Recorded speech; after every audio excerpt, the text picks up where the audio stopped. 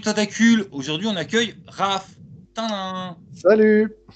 Donc Raph qui est d'habitude de l'autre côté de l'écran, qui nous fait une grosse prise de risque à être là. Donc j'espère que tu inaugures un truc qui se pérennisera un petit peu. Et tu es là pour qu'on parle de meute. Yes, super jeu. Ben oui, c'est super jeu. Bon ben voilà, la critique est finie. Super jeu. D'ailleurs, par rapport à ça, déjà, je commence déjà par respecter le plan. Le jeu a une tellement bonne critique qu'en fait, si vous fouinez, vous trouverez pas grand monde qui en a dit du mal. Moi, j'ai pas trouvé. Genre sur le grog, il est à 5, 5, 5, 5, 5, 5, 5. Il y a un groupe Facebook qui est assez actif, bah, justement tenu par l'auteur Julien Moreau. Sur une autre chaîne que j'ai plus retenu le nom, mais de toute façon, Raph nous en reparlera. Il y a des actual plays qui tiennent bien la route. Il y a un site où, enfin voilà, il y a un site. Sur le Facebook, il y a des ressources. Enfin, voilà, c'est un jeu qui est vivant, c'est un jeu qui a eu qui a un bon succès de fond, hein, au sens il a sa communauté. Ils sont amoureux et ils lâchent pas l'affaire. Et matériellement parlant, actuellement de dispo dans les boutiques, si vous ne récupérez pas des trucs pledge, c'est le bouquin plus l'écran, c'est vendu en pack et c'est 45 € les deux. Donc voilà, tout simplement. C'est du John Doe, donc petit format, papier plutôt épais, tout il est noir et blanc, les illustrations, bah, ça tue. Et voilà. Tu fais la présentation des illustrateurs? Tu as les petits noms sous la main? Alors, les illustrateurs, alors l'écran et certaines illustrations intérieures, c'est Olivier Sanfilippo, AKE. Voilà, c'est beau, c'est magnifique même. Ouais. On a Pierre Icmé qui fait la couve du bouquin de base. Et d'autres illustrations intérieures, c'est Pierre Leguet. Et dans certains scénarios qui sont sortis, je crois, dans Cassius, il y a aussi Mathilde Marlowe. À noter qu'il y a une petite touche de couleur quand même. Ouais, il y a du jaune au niveau des yeux. Ouais, T'as c'est vu, tout. j'ai montré Dominique, le petit enculé des prêts-tirés. Pardon. Voilà. Donc, il y a du bon accueil, il y a du beau monde qui a bossé dessus, et puis bah, au final, on a plutôt un bon résultat. Donc, je vais essayer le plus possible de faire l'avocat du diable, sachant qu'il y a deux points qui peuvent être un peu compliqué à jouer ou un peu facile à attaquer, je ne me gênerai pas pour faire tout ce que je peux, même dans une mauvaise foi totale, pour les attaquer. Parce que sinon, en fait, enfin voilà, c'était ça la blague. Sinon, c'est s'émeute, c'est bien, essayez-le, ciao, on a fini la vidéo. C'est un petit peu ça. À noter qu'il a eu le Graal d'or en 2020 quand même, Ouais, pour ouais. la création française. Ah, j'avais pas fait gaffe, mais ouais, amplement mérité, hein. Pour le situer en vite fait, mal fait, j'oserais dire c'est forcément à chaque fois il est comparé à Loup-garou. Le seul truc qui est comparable à Loup-garou, c'est que ouais, tu joues des loups-garous, mais sinon ça n'a rien à voir. Sinon, c'est 15 fois plus proche de Maléfice sur l'ambiance les vieilles légendes de chez nous, et aussi de Néphilim sur le côté bah, les vieilles légendes de chez nous, et qu'en plus bah, tu vas jouer. Enfin, quelquefois, il va y avoir des flashs de retour dans le temps qu'on appelle mémoire dans le jeu. Et il y a un petite pointe de Bloodlust de très loin, au sens, mes références, enfin voilà, vous jouez non pas un personnage, vous en jouez deux, qui ont le même corps, un humain et un loup. Et c'est deux âmes dans le même corps, et vous allez être amené à jouer les deux. Spoiler alert, le loup, c'est un vrai loup. Voilà, ça va pas être ton petit toutou, puis quand tu passes en forme loup, c'est pas je continue la mission comme si rien ne... Non, non. Le loup, il pense loup. Le loup, c'est un putain de loup. Donc ça m'évite le bins, voilà, potentiellement. Tout à fait. Et puis, bah, je t'en prie d'ailleurs, parce que sinon là je suis parti, là, on a fait le point avant, je vais dérouler tout le point, puis après Bah ouais, non, mais qu'est-ce qu'on peut rajouter que le loup, certes, il cohabite dans l'esprit de l'homme, mais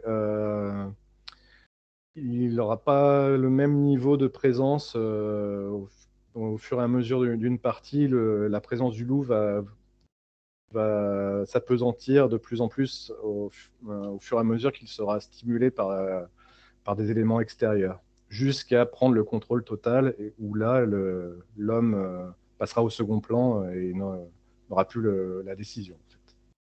D'un point de vue intro, Raph, il nous explique qu'effectivement, t'as pas forcément le contrôle absolu et sans aucun problème de je suis un homme ou je suis un loup. Tu ne passes pas de l'un à l'autre sans condition et quelquefois ça peut être imposé, et quelquefois ça peut être très nuisible. Mécaniquement, bah, vu que tu parlais un peu de la prégnance, qui est le terme technique du truc, tu as un côté bonbon et puis enfin carotte et puis bâton. C'est-à-dire que tu as des avantages à t'approcher et à laisser réactiver l'âme du loup qui est en toi, tout comme tu as aussi des inconvénients. Et ça, les joueurs ont quand même une grosse mainmise dessus. Donc vous êtes responsable de ce qui risque de vous péter à la gueule avant la fin de scénar. Et c'est fait pour. Exactement. T'as vu comme j'ai bien utilisé tes expériences de jeu pour placer ça comme si ça venait de moi? Je suis fourbe. Mais très bien, très bien. Et dans les points où on était d'accord, comme ça, hop, c'est dit tout de suite, puis après on peut partir en live. Il y a une grosse cohérence, et ça nous a bien plu. Petit point cohérence, Raph? Oui, petit point cohérent, c'est que tout le setting, l'univers imaginé par Julien Moreau, bah, il se tient. C'est-à-dire qu'on sait pourquoi il y a des créatures surnaturelles, on sait d'où viennent les Neri, c'est-à-dire d'Asie centrale, il y a 1500 ans avant Jésus-Christ, on sait qu'est-ce qui s'est... Les Neuris, c'est les loups-garous dans ce jeu. Oui, pardon. C'est rien. Euh, on sait donc que toute la cohérence de l'univers est expliquée, mais on peut l'attendre un petit peu parce que l'auteur donne des variantes possibles, pas obligatoires, qui fait qu'une table de meute sera totalement différente d'une autre si un MJ a pris une voie A plutôt que l'autre a pris une voie B. Voilà. Donc, on a vraiment un gros axe de background qui vous donne toutes les clés de pourquoi on peut à la fois croiser des vampires, des dames du lac, des garous, des humains au courant des garous qui veulent leur tête, des spirites, tout ce que vous voulez, des druides. Et dans le bouquin, c'est fait par Essie. Il y a des petits, voilà, il y a des petits filets où on te laisse rêver. Et de toute façon, les scénarios sortis ne se gênent pas pour justement aller dans les exceptions et puis les trucs bizarroïco magiques. Donc c'est vraiment emparez-vous-en. Vous avez la structure, vous pouvez pas vous rater. Et puis après, bah, voilà, vous faites ce que vous voulez. Donc, du coup, j'aurais pas dû commencer par la cohérence. Mais oui, ce monde arrive à être très cohérent alors que bah, vous pouvez y coller à peu près toutes les légendes en mode fourre-tout que vous voulez. Le background, du coup, est bien de qualité parce que bah, tu vas pouvoir taper dans toutes les légendes que tu aimes bien tout en ayant une toile de fond pour pas dire de la merde. Et puis voilà, j'ai répété la même chose que toi, t'as vu? Non, mais tu l'as mieux synthétisé, moi j'étais un peu brouillon, donc très bien. Ok. On a isolé 3 points mécaniques qui parlent bien des spécificités du jeu. Et dire, tiens, on est allé dans le désordre. Mais oui, effectivement, comme vous l'avez bien noté, on joue les Neuris. Et comme disait Raph, ils viennent d'Asie centrale à cause d'un sombre rituel via Belle Lurette. Et vous saurez la vérité dans le livre de base. Et vous avez un peu tout qui existe avec la même excuse que dans Shield ou dans Conspiracy X, à savoir qu'effectivement, l'inconscient humain global va produire des créatures fantastiques. Et donc, bah, vous pouvez autant avoir un vampire qu'avoir une dame blanche, avoir une vouivre. Perso, j'aime beaucoup les vouivres, mais bon, laissons ça de côté. Et puis voilà, donc c'est un jeu qui est très riche, qui a une porte d'entrée par vous jouez les neuries. Et puis, je ne respecte pas encore le plan. Julien Moreau, l'auteur, bah, par exemple, a fait un actual play où on peut jouer d'autres trucs. Et ça, je voulais placer ça en conclusion, mais tant pis, ça sera dit tout de suite. En gros, Meute, il a réussi le monde des ténèbres sans vouloir essayer de faire le monde des ténèbres mieux que le monde des ténèbres.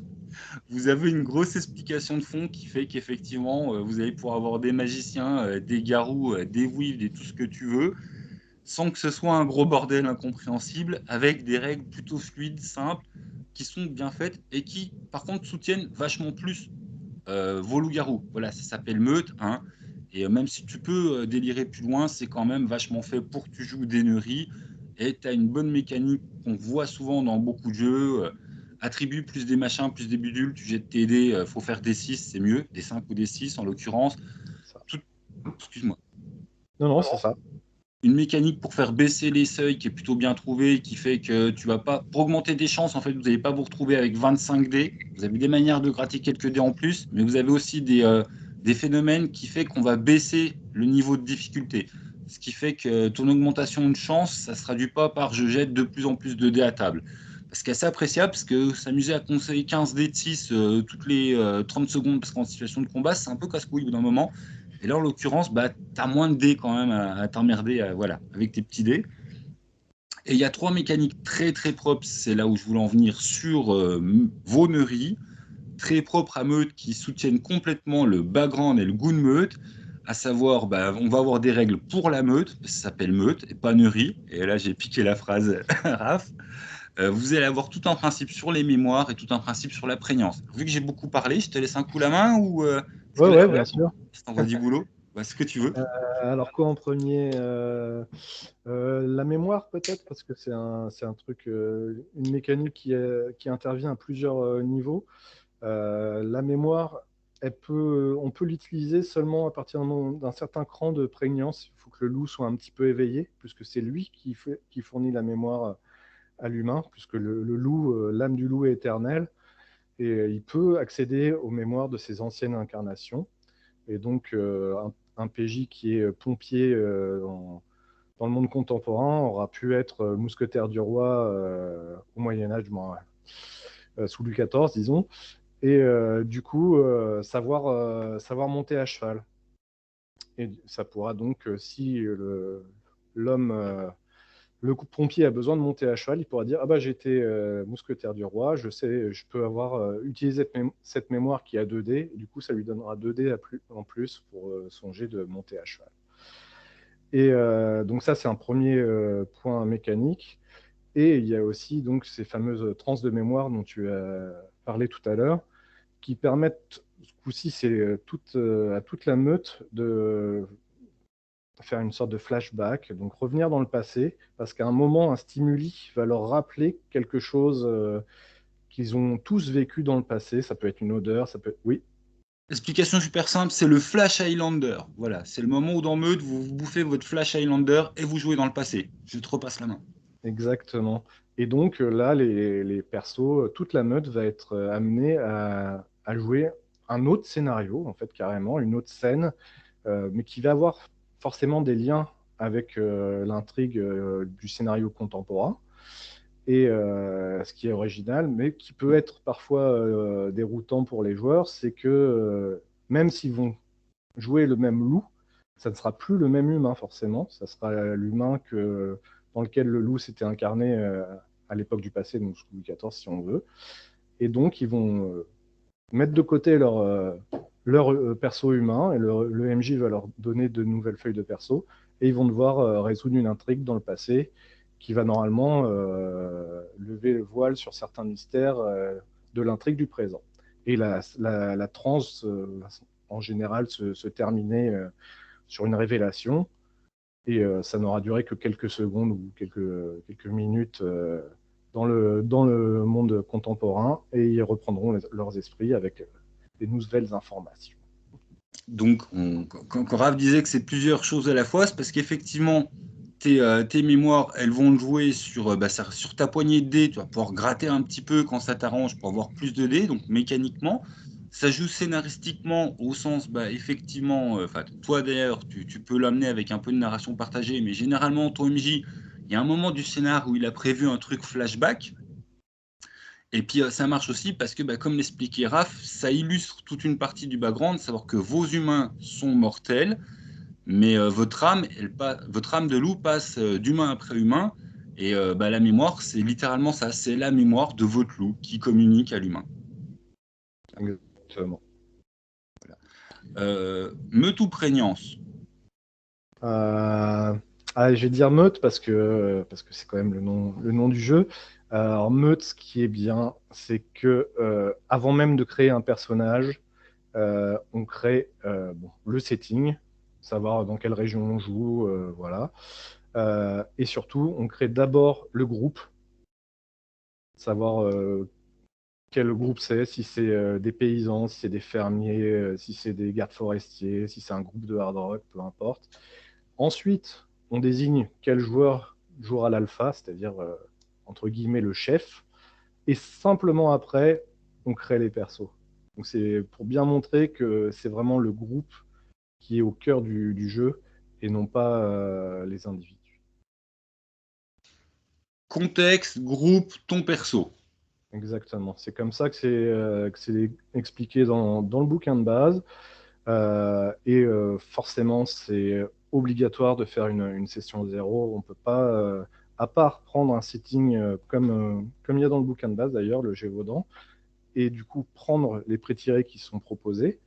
Mais hormis ce cas particulier, il faut d'abord faire une session 0 et se mettre d'accord sur où est-ce qu'on veut jouer, quel groupe on veut jouer, qui va jouer le chef, entre guillemets, et ensuite créer les persos. Question avocat du diable. Quoi, mon Dieu, un chef, il y a un joueur qui va pouvoir donner des ordres dictatoriaux à absolument tous les autres. Mais c'est quoi cette merde? Dans ce cas-là, ça n'avait jamais marché. Oh mon Dieu, hérésie. Mais gna gna gna gna gna. Allez, vas-y, je t'en prie. Alors, déjà, dans Scales, moi, je trouve que ça fonctionnait pas mal, même si c'est vrai qu'il y avait un gros décalage de puissance quand même entre le dragon et les êtres féeriques, là. Ceci dit, pour Meute, la différence de puissance est beaucoup moindre, mais si elle existe quand même. C'est-à-dire que l'alpha va avoir un lien particulier avec tous les autres membres de sa meute qui s'appelle Je suis l'alpha, et quand il l'invoque, eh bien, il a le dernier mot. Grosso modo, c'est ta gueule, c'est moi le chef. Mais il faut Donc, les loups, c'est pas démocratique. On va être clair tout de suite. pas trop démocratique. Ceci dit, il y a un pendant, c'est que si l'alpha a tendance à trop abuser de cette capacité, il peut tout à fait être comment dire, contesté à l'intérieur même de sa meute, voire perdre sa place si tout le reste de sa meute se ligue contre lui. C'est à savoir qu'il y a des mécaniques qui sont bien détaillées et qui peuvent aboutir à une espèce de putsch. Et dans ce cas-là, ça peut mal se finir pour l'alpha qui serait mal comporté. Voilà. Donc, effectivement, il y a un joueur qui est non pas le chef des joueurs, mais dont le personnage est le leader. Et comme tout leader, bah, charismatique, hein. Ouais, c'est ça en fait. Quand on a alpha, leader charismatique serait peut-être une bonne définition, quoi. Pardon? Ouais, ouais, tout à fait, tout en sachant que bon, il a ce pouvoir, mais il a surtout la responsabilité de veiller sur la meute, sur sa sécurité. Et donc, c'est pas forcément non plus un rôle aisé Hmm. à jouer. Ouais, c'est une petite difficulté supplémentaire. Et c'est vrai que c'est peut-être un des, non pas des points noirs, mais un des points difficiles de Neutre. Voilà, faut une petite. Ah, je vais paraître pour un vieux con. Avec mon groupe de quand on avait 14 ans, ça aurait été le bordel. Voilà, je l'ai dit. Ouais, ouais, effectivement, les joueurs ne sont pas tous sur le même niveau. Mais bon, les persos, je veux dire. Euh, mais il y a des contreparties. Il peut très bien y avoir, comme tu disais tout à l'heure, un joueur un perso qui va essayer de mettre des bâtons dans les roues de l'alpha parce que c'est sa nature tout simplement. Il peut avoir un loup sournois qui va essayer de manipuler les autres ou manipuler l'alpha directement. Du coup, ça ouvre des scènes qui peuvent être très sympas à jouer en roleplay. Ouais, il peut y avoir du scénar dans le scénar, puisqu'il y en a un qui est un contestataire. Puis Exactement. voilà. Puis enfin, ouais, non, mais j'allais juste insister, mais ouais, tu l'as déjà dit, hein, Meute, ça s'appelle Meute, ça s'appelle pas tiens, on va rejouer des loups-garous, parce qu'effectivement, c'est crucial, et puis toutes les mécaniques sont là pour te le faire bien ressentir. Dire, tiens, on dit jouer des loups-garous, vous n'avez pas la forme hybride dans Meute, hein, vous êtes soit un loup, soit un homme, enfin, soit un humain. Mais Il n'y a pas, y a pas de Krylos, non. voilà, tu vas pas faire 2,50 m avec je suis un loup en épée à deux mains. Voilà. Et On même le, oublie. même Pardon? le changement n'est pas, sauf cas particulier où on dépense des Pas points de de meute. lien, de meute, là. Je me souviens plus comment ça s'appelle cette réserve de. Bon, peu importe. Ça prend plusieurs minutes pour se transformer. Et sauf ce cas particulier où on pioche dans la réserve et où on peut se transformer en quelques secondes. Voilà. Et d'ailleurs, du coup, tu soulignes bien, on a oublié de vous parler. Enfin, quand on dit que meute, c'est mécaniquement, vos relations à la meute sont des espèces de pouvoirs à activer qui vont vous être utiles. En cas de situation de stress, bah, vous allez tous pouvoir taper dans un pot commun de réserve de dés pour réussir vos actions. C'est la réserve de la meute. Et oh, oh, surprise, l'alpha, il se sert en premier. Et voilà, c'est pas 4 dés pour tout le monde. C'est le premier qui passe, il prend ce qu'il veut, quoi. Alors, je me souviens plus bien, mais ouais, je crois qu'il y a quelques règles Ouais. à ce niveau-là. Ah, je Un, les ai relus un- il n'y a pas long. Enfin, excuse-moi. non, non, mais je t'en prie. Ce que je voulais dire aussi à propos de l'alpha, qui peut aussi poser problème, c'est au niveau des XP. C'est-à-dire que normalement, les joueurs. Alors, les XP ne sont pas attribués à chaque joueur, ils sont attribués à la meute. Et donc, les joueurs entre eux doivent se répartir. Et si jamais ils ne sont pas d'accord, bah, c'est l'alpha qui tranche. Bon, après, effectivement, le MJ doit faire attention à ce qu'il y ait un certain équilibre qui s'instaure au fur et à mesure des scénarios pour que ce ne soit pas toujours le même PJ qui pex et les autres qui le regardent, quoi. Bah, après, enfin, toi, un alpha qui ferait 2 fois de suite, c'est tout pour moi, il va se faire poutrer la gueule, puis on saura d'où ça vient. Enfin, C'est clair. il y a une certaine logique, quoi. Enfin, je trouve la mécanique du jeu, du coup, sous... enfin, c'est ça, quoi. Elle est bien faite sur Meute. Tu comprends que ça s'appelle Meute, en fait, quand tu vois toutes les petites mécaniques qui sont en place, puis à quel point, dans le background, on te ramène plein de fois, enfin, ouais, la meute au cœur de la meute qui est au cœur de tout, quoi. C'est ça. Voilà. Alors, il y a plusieurs niveaux, alors, je ne sais pas si on l'a déjà abordé, de jeu. C'est à savoir que d'abord, il faut se débrouiller à l'intérieur du PJ, lui et son âme et le loup. Ensuite, les différents loups, les neuries au sein de la meute. Ensuite, c'est la meute avec les autres meutes, avec les... Oui, Ah, puis même encore, si on en est... Alors, je suis complètement d'accord, âme plus loup, enfin, humain plus loup.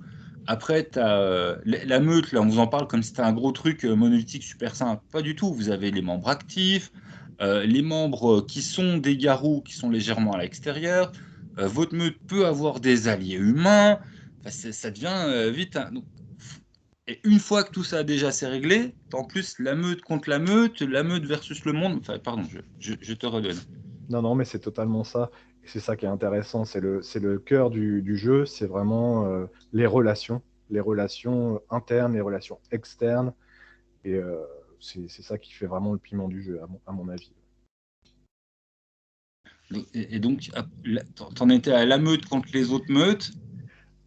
Contre les autres meutes, contre les humains, parce qu'il y a une organisation qui connaît l'existence des neuries, savoir comment la meute se positionne vis-à-vis de cette organisation-là, savoir si elle est connue des services administratifs français ou si elle est inconnue, auquel cas elle est plus ou moins chassée par ces organismes-là. Et il y a après toutes les factions surnaturelles, les incarnés et les autres âmes doubles, parce qu'il n'y a pas que des loups qui s'incarnent dans les humains, il y en a d'autres.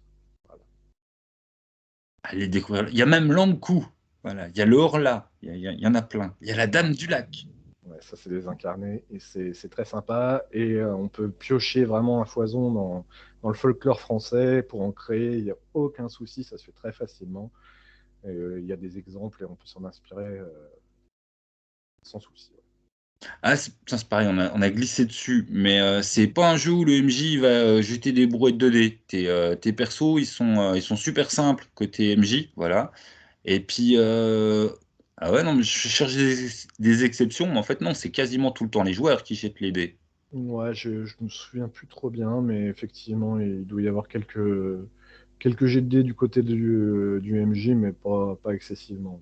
Ouais, parce que les mécaniques de base, de toute façon, c'est fait pour que, ouais, à chaque fois, ça va être vachement tes joueurs qui vont avoir la main. J'aurais dû réviser ça avant. Mais ouais, je cherche, je vois pas de moment où mécaniquement, c'est le MJ qui a la main sur les dés. Voilà, on s'en fout. Voilà, les joueurs sont quand même mis en avant mécaniquement, ne serait-ce qu'à cause de ça. Vous voyez, on n'arrive pas à trouver d'exemple où c'est le moment où c'est le MJ qui jette les dés. Et on n'a pas parlé de la prégnance. Enfin, tu as fait un petit coup dessus tout à l'heure, mais comme ça, c'est. Alors, la prégnance, c'est-à-dire que le loup est plus ou moins éveillé au sein d'une nurserie au cours d'une aventure. Alors, classiquement, on commence, le loup est endormi, c'est-à-dire que l'humain n'a pas accès aux mémoires du loup. Je ne crois pas non plus qu'il ait accès aux liens de meute. Donc, c'est vraiment purement que l'humain et ses vécus personnels. Ensuite, il commence à s'éveiller. Donc là, il y a quelques pouvoirs qui commencent à popper. Et ensuite, au fur et à mesure, il va devenir de plus en plus éveillé, attentif, et finalement, il va être totalement révélé. Et là, là c'est rigolo. Ouais. Tout en sachant que même quand le loup est endormi, le Neuri possède quand même des capacités surhumaines, surtout ses sens. Hein. L'odorat et l'ouïe sont beaucoup plus développés qu'un humain de base. Et c'est très important pour les MJ de faire des descriptions, notamment sur ces deux sens-là. Euh, c'est assez sympa aussi. Enfin, c'est qu'on dire, mais il faut penser au Wolverine. Puis c'est vrai que dans les scénars, il y a des petits moments où c'est bien utilisé. Certaines bestioles, tu vas pouvoir les repérer seulement à l'odeur. Il y a ce genre de trucs. Exactement. Et merde, je me disais, ah, puis c'est le moment de parler de ça, mais du coup, j'ai merdé, j'ai zappé. On a dit qu'on pouvait jouer autre chose. Tu as parlé de l'expérience qui se partageait effectivement en groupe et non pas individuellement. Qu'il y avait obligatoirement besoin du scénar zéro. On n'a pas, voilà, on a bien parlé de la question de l'alpha, qui n'est pas un problème en soi, mais qui est une particularité qui est un nouveau challenge à table. Il y a très peu de scénars qui sont sortis. J'arrive sur un point où Raph se désolidarise totalement, parce que quand je lui dis, moi je vais attaquer là-dessus, il me dit, non, non, c'est l'arme du jeu, ta gueule. Enfin, il a été poli lui, mais bon, voilà, c'était poliment ça. Pour l'instant, on n'a que 3 scénars par rapport à ce qui est sorti officiellement, actuellement, soit un dans le livre de base et 2 autres dans le pledge. Il y a eu du scénar du commerce, je t'en prie. Ça, c'est les deux dont tu fais allusion, hein, qui étaient réservés aux pledgers. Par contre, ça, on ne peut pas les trouver facilement. Donc, le gros scénar du Gévaudan qui est dans le livre de base.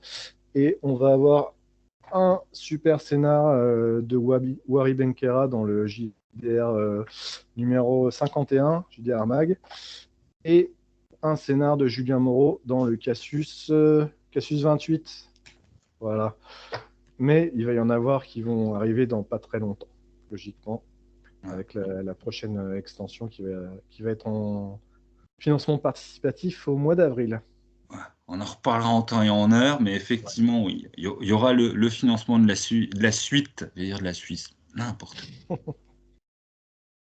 Et puis voilà, donc Wari, hein, de jeux de rôle passion jeu de rôle, putain, un jour je retiendrai le nom de sa chaîne, qui est effectivement écrit pour Meute. Et par rapport à ces scénars, moi j'en connais que 3, c'est ceux du pack de base, et je fais ma petite langue de serpent. Vous allez voir à quel point c'est qu'à chaque fois on est dans le symptôme, les premiers néphilim, gna gna gna, on joue dans le présent, hop, on a un flashback qui est toute enfin voilà, où il y a des nouveautés scénaristiques, on revient dans le présent, on règle le problème. Alors, ok, Raph, c'est très bien, ça montre bien le fond de Meute, tout comme un épisode d'Highlander, mais Meute peut tellement plus que je croise les doigts et que j'incite tout MJ à effectivement faire une juste mesure entre ce type de scénar et des scénars qui puissent se jouer aussi que au niveau contemporain. Mais voilà, moi j'ai même jamais fait jouer et puis Raph il est pas d'accord. Je ne t'inclus pas dans mes propos. Alors disons que moi, je kiffe hein, ces histoires de trans de mémoire, je trouve ça super bien trouvé, quitte vraiment à les développer, et à faire des scènes entières. Ah, voilà le chat. Allez, pas de temps, pousse-toi, hop, voilà. Quitte à faire des scènes, des séances entières sur ces flashbacks. J'aime bien. Alors, après, effectivement, en faire trop, ça pourrait peut-être sembler répétitif. Moi, pour l'instant, j'aime bien. Mais effectivement, on pourrait, ne serait-ce qu'avec les relations entre meutes, auxquelles on a parlé tout à l'heure, on pourrait très bien rester sur du contemporain tout le temps et ça ne perdrait pas grand-chose au charme du jeu. Voilà. Ou jouer que dans le passé, parce que là, je fais mon médisant, mais c'est juste, voilà. Je trouve que par rapport à l'outil potentiel que c'est, dans les 3 exemples de scénar qu'on a, et je pense que c'est voulu, hein, ils ont, bah, comme tu le disais, hein, ils ont forcé le trait histoire de bien montrer la structure type, un peu bah, comme dans un truc Medfan, tu arrives, il y a un problème, vos aventuriers vont le résoudre. Mais tu peux jouer, enfin, il n'y a rien dans le jeu qui t'empêche de faire un truc qui est que dans le passé, parce que le moment du flash, c'est pas seulement vous vous souvenez d'un problème qu'il faut régler, c'est vraiment vous avez accès à la mémoire du loup. Les loups peuvent très bien voilà, revivre une aventure qui se passe complètement dans le passé, rien que parce qu'ils ont vu un truc symbolique qui leur rappelait cette aventure. Donc, Exactement. voilà, on n'est pas obligatoirement à chaque fois Highlander, le nouveau problème arrive, hop, je me souviens du problème, hein. On peut vraiment jouer complètement dans le passé, tout comme tu peux faire des scénarios bien tordus, on s'amusait à s'enrayer dessus, où vous jouez votre loup, vous découvrez un problème, hop, vous jouez dans le passé, mais cette fois, bah, votre loup, il est, comment dire, du côté du problème. Tu peux par exemple très bien être le grand-père et faire partie des membres fondateurs d'une meute qui vient casser les pieds à votre meute maintenant. Exactement. Et Et euh, et il y a même prévu, quand on parlait de l'alpha tout à l'heure, c'est possible qu'une meute se scinde en deux au bout d'un certain moment, qu'il y ait suffisamment de personnes de chaque côté entre l'alpha et le prétendant à devenir nouveau alpha. Et que du coup, la meute se split. Et on peut très bien imaginer qu'il y a eu des splits de meutes dans le passé et qu'à un moment, bah, il y a celui qui s'est barré, qui revient et qui conteste le territoire, qui fait bah non, en fait, c'est à nous. Ça. Et ça, du coup, c'est génial. voilà, vous avez moyen de bidouiller sur des voyages dans le temps avec des cadres très simples. D'ailleurs, enfin, ça, on en parlait aussi avant, mais dans les jeux comme ça, on va se remémorer. On va forcément penser facilement à Nef ou à Rêve de Dragon. Dans les deux, ça a une traduction d'augmentation de puissance quand vous revenez dans le présent. Gna présent, flash dans le passé, ou flash, machin, je récupère une mémoire, je reviens, je suis plus fort. Et ce qui des fois peut poser un petit peu problème sur la gestion des power-up ou le foutoir dans le groupe. Vous avez absolument pas ça avec Meute, parce que c'est l'âme du loup qui est éternelle. Mais l'âme du loup, elle grossit pas en XP. Vous allez avoir elle va vous donner un socle qui sera le même dans toutes les incarnations. Mais du coup, revenir d'une mémoire, en fait, bah, ça donne juste aux joueurs les informations qu'ils ont eues. Mais ils ne peuvent pas gratter de nouveaux pouvoirs. À la rigueur, ils Acc- sont allés. Pardon? Accessoirement, le fait de jouer une mémoire qui n'est pas déjà présente sur la feuille de perso de la meute, ça peut être une récompense de fin de scénario de pouvoir marquer cette nouvelle mémoire. Ah bah, on a joué le fait qu'on était avec les disciples de Magellan, par exemple. Voilà, et bah, à la fin du scénar, hop, ça peut être une récompense de meute. Vous avez maintenant à cette mémoire, accès à cette mémoire-là. Ouais. Ouais, d'ailleurs, du coup, ce que je dis, c'était super mal dit. Effectivement, tes gars, forcément, si tu te souviens de toute une vie où tu as été marin, bah, tu sauras être marin quand tu seras revenu. Mais ton loup en soi, en fait, il change pas. Mais ouais, vu qu'il y a une mécanique de jeu grâce aux mémoires, vous allez même pas d'ailleurs trop galérer à j'ai gagné plus 10 en natation. Vous allez juste écrire mémoire, j'ai été marin, 2D, ciao. Voilà, exactement. Bon, bah, hop, merci. Ah, c'est chiant de s'expliquer clairement, hein, c'est la Mais merde. c'est pas évident, effectivement. Je suis en train de me dire, on a réussi à faire le tour. Est-ce qu'il y a des trucs qu'on a oubliés? Tac, tac, tac. On a insisté dessus au début, mais c'est peut-être bien de remettre une couche sur tout le côté. Enfin, à quel point le MJ peut faire à sa sauce, quoi. Je sais pas. Ouais, alors effectivement, ça nous revient sur les SI, les nombreux SI qui égrènent le livre de base. Chaque SI, donc c'est des hypothèses, hein, ça peut donner lieu à un scénar, et si on en met plusieurs au bout, ça peut faire une campagne. Donc, certes, il n'y a pas beaucoup de matos qui a été sorti. Effectivement, il n'y a que 3 scénars, mais il y a des synopsis de scénars, il y en a partout, hein.